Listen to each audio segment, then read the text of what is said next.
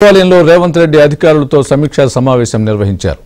Metro pharma city కానీ రద్దు చేయడం లేదని ప్రజా ప్రయోజనాలను దృష్టిలో ఉంచుకొని స్ట్రీమ్ లైన్ చేస్తున్నామని చెప్పారు. ఎయిర్పోర్టుకి గత ప్రభుత్వం ప్రతిపాదించిన రూట్లతో పోలిస్తే ఇప్పుడు దూరం తగ్గుతుందని అన్నారు.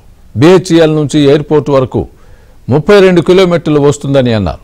నాగోల్ నుంచి ఎల్బీ నగర్ ఓవైసీ హాస్పిటల్ మీదుగా చాంద్రాయణగుట్ట వద్ద ఎయిర్పోర్టుకు వెళ్లే మెట్రో లైన్కి లింక్ చేస్తామని అన్నారు. మియాపూర్ నుంచి అవసరమైతే రామచంద్రాపురం వరకు, అవసరమైతే మైండ్ స్పేస్ వరకు ఉన్న మెట్రోని ఫైనాన్షియల్ డిస్ట్రిక్ట్ వరకు పొడిగిస్తామని చెప్పారు. గచ్చిబౌలి ఏరియా నుంచి ఎయిర్పోర్టుకు మెట్రోలో వెళ్లేవారు దాదాపుగా ఉండరని చెప్పారు. తాము కొత్తగా ప్రతిపాదిస్తున్న మెట్రో లైన్స్ ఖర్చు గత ప్రభుత్వం ప్రతిపాదించిన మొత్తం కంటే తక్కువ అవుతుందని తెలిపారు. ఇక ఫార్మాసిటీని అంచెలంచెలుగా ring road, regional ring road మధ్య ప్రత్యేకంగా క్లస్టర్లను ఏర్పాటు చేస్తామని చెప్పారు. జీరో కాలుష్యంతో ఈ క్లస్టర్లు ఏర్పాటు చేస్తామని అన్నారు. అక్కడి పరిశ్రమలో పనిచేసే వాళ్ళకి అదే ప్రాంతాలలో గృహ నిర్మాణం కూడా ఉంటుందని అన్నారు. అక్కడి వాళ్ళు ఎవరూ హైదరాబాద్ వరకు రాకుండా అన్ని ఏర్పాట్లు ఉంటాయని అన్నారు.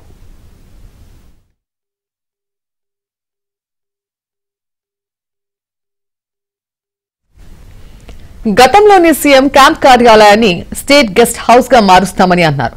యువతకు అవసరమైన స్కిల్స్ పెంచేందుకు ప్రత్యేక విశ్వవిద్యాలయాలు ఏర్పాటు చేస్తామని కూడా చెప్పారు. అంతర్జాతీయ స్థాయిలో ప్రమాణాలు కలిగిన ప్రముఖ పారిశ్రామికవేత్తల ద్వారా ఈ స్కిల్స్ పై శిక్షణ ఉంటుందన్నారు. సాధారణ డిగ్రీలకు ఉండే అర్హతలు అన్ని ఉంటాయని, స్కిల్స్ అదనంగా ఉంటాయని చెప్పారు. అక్కడి నుంచి బయటికి వెళ్లే వాళ్ళకి క్యాంపస్ లోనే ఎంపిక ఉంటుందని అన్నారు. ఇప్పటికే అధికారాన్ని వికేంద్రీకరించామని సీఎం తెలిపారు. మంత్రులను ఉమ్మడి జిల్లాలకు ఇన్ఛార్జీలుగా బాధ్యతలు అప్పగించినట్లు చెప్పారు.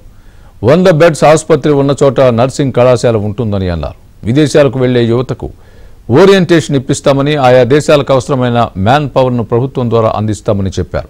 ఇందువల్ల యువతకు ఉపాధి అవకాశాలు మెరుగుపరుస్తామని చెప్పారు. యువతకు ఆసక్తి కలిగిన విభాగాల్లో శిక్షణ కల్పిస్తామని, చాలా మంది సీనియర్ అధికారులు ప్రావీణ్యం కలిగిన వారికి శిక్షణ ఇప్పించే అవకాశం ఉందని సీఎం రేవంత్ రెడ్డి తెలిపారు. మరోవైపు ఎల్లుండి పీసీసీ విస్తృత స్థాయి సమావేశం ఉందని చెప్పారు. ఎన్నికల సమయంలో ఇచ్చిన హామీల మేరకు పదవులు ఇస్తామని అన్నారు.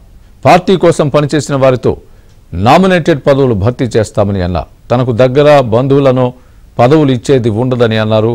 తాను ఏది చేసినా విస్తృత స్థాయి ప్రయోజనాలను దృష్టిలో ఉంచుకొని పదవులు భర్తీ చేస్తానని చెప్పారు. పార్టీ కోసం పనిచేసిన వారికి పదవులు ఇస్తామని అన్నారు. ప్రెస్ అకాడమీ చైర్మన్ భర్తీ చేసిన తర్వాత జర్నలిస్టుల సమస్యలు పరిష్కరిస్తామని అన్నారు. హైదరాబాద్ కమిషనరేట్లకు కమిషనర్లను నియమించామని, వారికి అవసరమైన మ్యాన్ పవర్ను వాళ్లే ఎంపిక చేసుకుంటారని చెప్పారు.